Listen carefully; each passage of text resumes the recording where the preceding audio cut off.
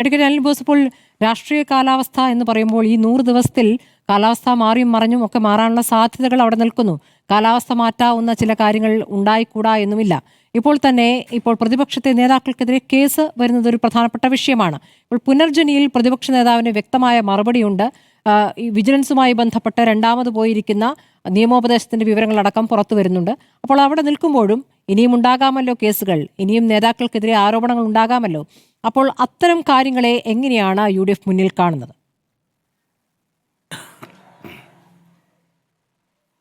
അല്ല, അതിനു മുമ്പ് എനിക്കൊരു കാര്യം പറയാനുള്ളത്, ഈ 2010 ഞങ്ങൾക്ക് വലിയ വിജയമുണ്ടായി. സമാനമായ വിജയം അല്ലെങ്കിൽ അതിലുപരിയായ വിജയം ഇപ്പോഴുണ്ടായി. ആ നിലയിലല്ല അതിനെ കാണേണ്ടത്. 2010 എനിക്ക് ഇതിനു മുമ്പുള്ള ചർച്ചയിൽ എപ്പോഴോ പറഞ്ഞിട്ടുണ്ടോ എന്ന് എനിക്ക് സംശയമുണ്ടെങ്കിലും ഞാൻ ആവർത്തിക്കുകയാണ്. 2010 ഞങ്ങളുടെ വിജയത്തോടൊപ്പം പങ്കാളിയാകാൻ കേരള കോൺഗ്രസ് മാണി വിഭാഗം ഉണ്ടായിരുന്നു. ഞങ്ങളോടൊപ്പം പങ്കാളിയാകാൻ RJD ഉണ്ടായിരുന്നു. ശ്രേയംസ് കുമാർ അടക്കമുള്ള ആളുകൾ ഞങ്ങളോടൊപ്പം ഉണ്ടായിരുന്നു. അപ്പോൾ അവരൊന്നുമില്ലാത്ത വിജയമാണ് ഈ തെരഞ്ഞെടുപ്പിൽ ഞങ്ങൾക്കുണ്ടായത് എന്നത് ഇതിന്റെ മാറ്റുകൂട്ടുന്നു എന്നത് നിങ്ങൾ അറിഞ്ഞിരിക്കണം. മറ്റൊന്ന് നിങ്ങൾ കാണേണ്ട ഏറ്റവും പ്രധാനപ്പെട്ട കാര്യം, കഴിഞ്ഞ കുറച്ചു കാലങ്ങളായി കേരളത്തിലെ ക്രൈസ്തവ മുസ്ലിം സംഘർഷം ഉണ്ടാക്കാൻ വേണ്ടിയുള്ള ബോധപൂർവമായ ശ്രമങ്ങൾ, അതാണ് പൊടിപാറ സൂചിപ്പിച്ചല്ലോ, ഈ CPM-ന്റെ ചുവടുമാറ്റവും സംഘപരിവാറിന്റെ രാഷ്ട്രീയവും, ഇത് രണ്ടും ഒത്തുചേർന്നതിന്റെ ഒരു ഫലം നമ്മളിപ്പോൾ കണ്ടു. ഏതാണ്ട് 2000-ഓളം സീറ്റുകളിലാണ് ക്രിസ്ത്യൻ സമുദായത്തിലെ സഹോദരന്മാരെ താമര ചിഹ്നത്തിൽ ഇവിടെ മത്സരിപ്പിച്ചത്. വലിയ വിള്ളലുണ്ടാക്കി അതിൽ നിന്ന് വിജയം നേടാൻ കഴിയുമെന്ന CPM-ന്റെ ചിന്തയും സംഘപരിവാറിന്റെ ബുദ്ധിയും കോൺഗ്രസിനെ തകർക്കുക എന്നുള്ളതാണല്ലോ അവരുടെ പ്രാഥമിക അജണ്ട. അതിനുവേണ്ടി ശ്രമിച്ചിരുന്നു. നിങ്ങൾ അറിഞ്ഞിരിക്കേണ്ട കാര്യം, സ്വതന്ത്രനായി നിന്ന് പൂഞ്ഞാറിൽ മത്സരിച്ച് ജില്ലാ പഞ്ചായത്ത് മെമ്പറായ ആളാണ് PC ജോർജിന്റെ മകൻ.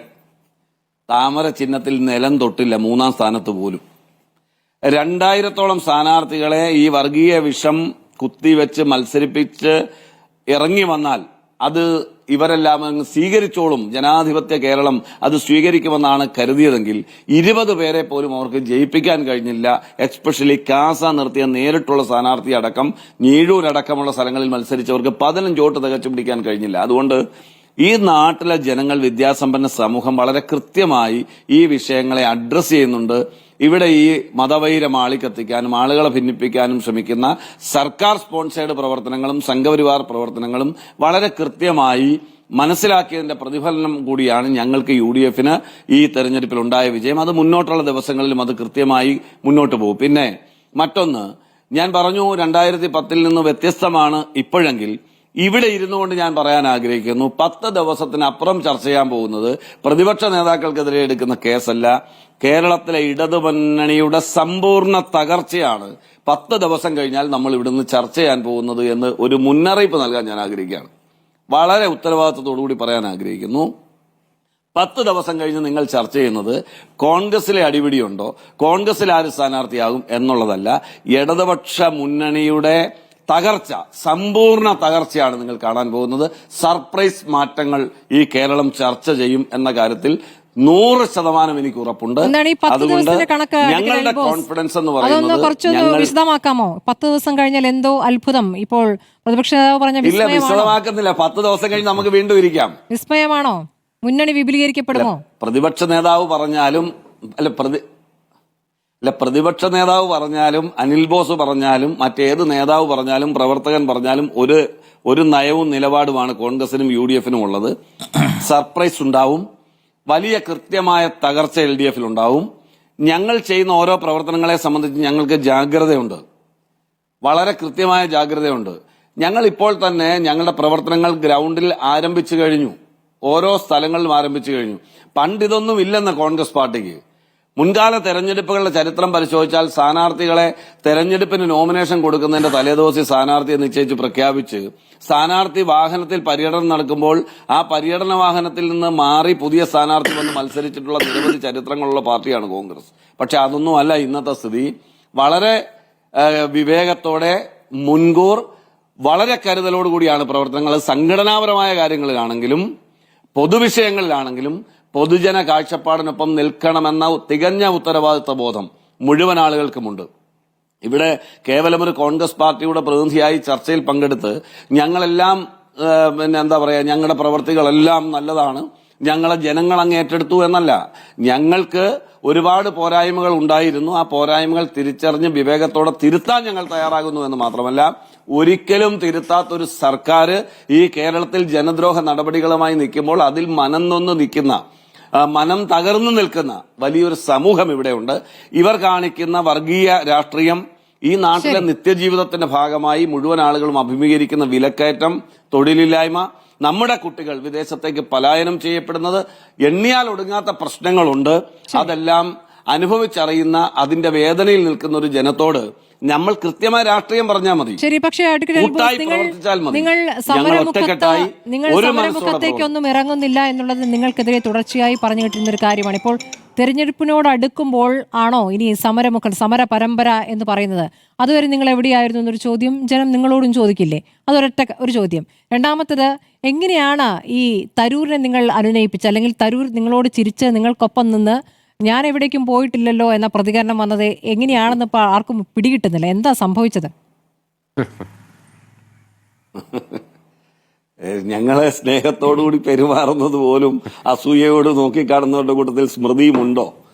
ഞങ്ങൾ നന്നായി എന്താണ് മാജിക് എന്താന്ന് മനസ്സിലായില്ല.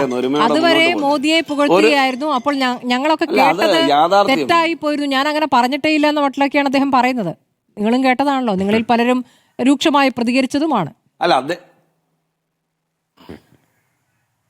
അദ്ദേഹം പറഞ്ഞതിൽ യോജിക്കാൻ കഴിയാത്ത സന്ദർഭത്തിൽ വളരെ കൃത്യമായി പ്രതികരിച്ച ആൾക്കൂട്ടത്തിൽ ഞാനും ഉണ്ടായിരുന്നു. അപ്പൊ അത് പ്രതികരിക്കും, അത് നാളെയാണേലും പ്രതികരിക്കും. അത് അദ്ദേഹത്തിന്റെ കാര്യമൊന്നല്ല. പാർട്ടിക്ക് ഉൾക്കൊള്ളാൻ കഴിയാത്ത കാര്യങ്ങൾ ആര് ചെയ്താലും സ്വാഭാവികമായും പാർട്ടിയുടെ ചട്ടക്കൂടിൽ നിന്നല്ല എന്ന് തോന്നിയാൽ ചട്ടക്കൂടിൽ നിൽക്കേണ്ട രീതിയിൽ നിന്നുകൊണ്ട് പ്രതികരിക്കും. വിവേകപൂർവമായ ചിന്ത ഓരോരുത്തർക്കും ഉണ്ടാകേണ്ടതുണ്ട്. തിരിച്ചു വന്നു എന്നതാണ് ചോദ്യം. അല്ല, അതൊക്കെ പാർട്ടിയല്ലേ. എല്ലാ രഹസ്യങ്ങളും പറയാനൊക്കെ സ്മൃതി, എല്ലാ രഹസ്യങ്ങളും പറയാനൊക്കത്തില്ലല്ലോ. പിന്നെ ഇവിടെ പറയുന്ന ഒരു കാര്യം, ഞങ്ങൾ സമരം ചെയ്തോ എന്നാണ്. അതൊരു വാഗ്ദാനമാണെന്ന് കരുതട്ടെ. അല്ല ഞാന് നമ്മളൊരു എനിക്കൊന്ന് കംപ്ലീറ്റ് ചെയ്യാൻ അവസരം എന്താ, മറ്റു കഥകളിലേക്ക് കൊണ്ടുപോകാതെ വളരെ കാമ്പുള്ള കാര്യങ്ങൾ പറയട്ടെ. നിങ്ങൾ പറയുന്നത് പ്രതിപക്ഷ സമരമെന്ന് ഉദ്ദേശിക്കുന്ന എന്താണ്? കലന്തല്ലി പൊട്ടിക്കുന്നത് പോലെ വാഹനങ്ങൾ കത്തിക്കുന്നതാണോ പ്രതിപക്ഷ സമരം? അങ്ങനെയൊന്നും വേണ്ട. ഹലോ, സർക്കാർ ഉദ്യോഗസ്ഥന്മാരെ മുന്നും പിന്നും നോക്കാം. പ്രതികരണങ്ങൾ ബൈറ്റുകളിൽ ഒതുങ്ങുകയായിരുന്നു. ഒരിക്കലും അല്ല. അത് നിങ്ങൾക്ക് തെറ്റായ ധാരണയാണ്. നിങ്ങൾ കാണേണ്ടത് ഞങ്ങളുടെ അവസ്ഥ എന്തായിരുന്നു എന്ന് നിങ്ങൾ മനസ്സിലാക്കണം. ഞങ്ങളുടെ ഗവൺമെന്റ്, ഇന്ത്യയിൽ ഡോക്ടർ മൻമോഹൻ സിംഗിന്റെ ഗവൺമെന്റ് തകർന്നതിന് ശേഷം 11 വർഷക്കാലം പിന്നിടുകയാണ്. ആ 11 വർഷക്കാലം പിന്നിടുന്നതിനിടയിൽ ഞങ്ങൾ നടത്തിയിട്ടുള്ള പോരാട്ടങ്ങളുണ്ട്. ഞങ്ങൾ വെറും 44 എംപിമാരിൽ ഒതുങ്ങിയ പാർട്ടിയാണെന്ന്, അത് പിന്നീട് 52 ആയെന്ന്, പിന്നത് 102 ആയെന്ന്. ഞങ്ങളെ വഴിയെ നടക്കുമ്പോൾ ഒരു നീർക്കോലിയെ കണ്ടാൽ കല്ലെറിയുന്നത് പോലെ കല്ലെറിഞ്ഞിരുന്ന പാർട്ടികളെ അടക്കം ചേർത്ത് ഇന്ന് 241 എംപിമാരുള്ള ഒരു മുന്നണിയാക്കി മാറ്റി. ഒരു സ്വന്തം വീട്ടിൽ നിന്ന് ഇറങ്ങിപ്പോകേണ്ടി വന്ന രാഹുൽ ഗാന്ധി, രാജ്യത്ത് വിവിധയിടങ്ങളിൽ കേസിനെ അഭിമുഖീകരിക്കേണ്ട രാഹുൽ ഗാന്ധി ഇന്ന് ഇന്ത്യയുടെ പ്രതിപക്ഷ നേതാവ് നിൽക്കുകയാണ്. ഞങ്ങൾ ഉയർത്തുന്ന രാഷ്ട്രീയം ജനങ്ങൾ ഉൾക്കൊള്ളുന്നുണ്ടെന്ന്. ഇന്ത്യയിലെ കോൺഗ്രസിന്റെയും കേരളത്തിലെ കോൺഗ്രസിന്റെയും പ്രതിപക്ഷത്തിന്റെയും രാഷ്ട്രീയം ജനങ്ങൾ ഉൾക്കൊള്ളുന്നുണ്ട്. ആ ഉൾക്കൊള്ളലാണ് ഇപ്പോൾ നടന്നിട്ടുള്ള തദ്ദേശ സ്വയംഭരണ. ഒരു സെക്കൻഡ് അത് തന്നെയാണ് ഞാൻ പറഞ്ഞത്. ഞാൻ പറഞ്ഞോട്ടെ, ഒരു സെക്കൻഡ് മതി, എനിക്ക് ഒരു മിനിറ്റ് മതി. ഞാൻ പറയുന്നത് ഒന്ന് മനസ്സിലാക്കൂ. പ്രതിപക്ഷത്തിന്റെ പ്രവർത്തനങ്ങളെ എങ്ങനെയാണ് നമ്മൾ മാർക്കിടുന്നത്? ഞങ്ങൾ ചെയ്യുന്ന ആശയ സംവാദങ്ങൾ, ഞങ്ങൾ നടത്തുന്ന ഡിബേറ്റുകൾ, ഞങ്ങൾ നടത്തുന്ന പ്രസംഗങ്ങൾ, ഞങ്ങളുടെ നിയമസഭാ സമ്മേളനങ്ങളിൽ ഞങ്ങളുടെ ജനപ്രതിനിധികൾ എടുക്കുന്ന സമീപനങ്ങൾ, ഞങ്ങളുടെ നേതാക്കന്മാരുടെ ബൈറ്റുകൾ അടക്കമുള്ള കാര്യങ്ങൾ, ഞങ്ങൾ പറയുന്ന ശരികൾ ജനങ്ങൾ എടുക്കുന്നുണ്ടോ ഇല്ലയോ, അതെവിടെയാണ് അളന്ന് തിട്ടപ്പെടുത്തുന്നത്? തീർച്ചയായും ജനാധിപത്യ ക്രമത്തിൽ തെരഞ്ഞെടുപ്പുകളിലാണ്. ഞങ്ങൾ നടത്തിയിട്ടുള്ള, ഇവിടെ നടന്നിട്ടുള്ള തദ്ദേശ സ്വയംഭരണ സ്ഥാപനങ്ങളുടെ ബൈ ഇലക്ഷനുകൾ, നിയമസഭാ തെരഞ്ഞെടുപ്പിലെ ബൈ ഇലക്ഷനുകൾ, ലോക്സഭാ തെരഞ്ഞെടുപ്പ്, ഇപ്പോൾ നടക്കുന്ന ലോക്കൽ ബോഡി ഇലക്ഷൻ, രാജ്യത്ത് നടന്നിട്ടുള്ള പൊതു തെരഞ്ഞെടുപ്പ്, എവിടെയും നിങ്ങൾ നോക്ക്. ഞങ്ങൾ മുന്നോട്ടാണെന്നേ, ഞങ്ങൾ പുറകോട്ടല്ല.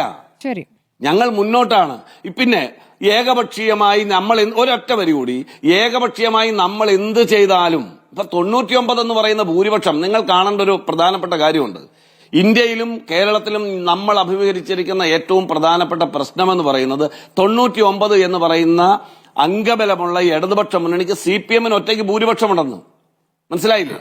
ഇന്ത്യയിൽ BJP മുൻപ് ഭരിച്ചിരുന്നപ്പോൾ, ഇപ്പോഴല്ല, അവർക്ക് ഒറ്റയ്ക്ക് ഭൂരിപക്ഷം ഉണ്ടായിരുന്നു.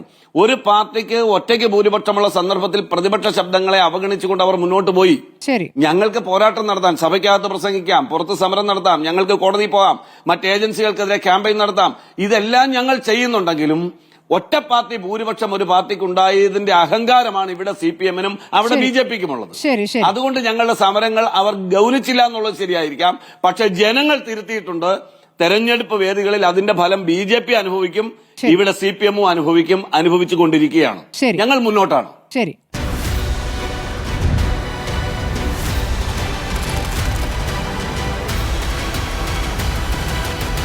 ഡിബേറ്റ് വിത്ത് സ്മൃതി പരുത്തിക്കാട്.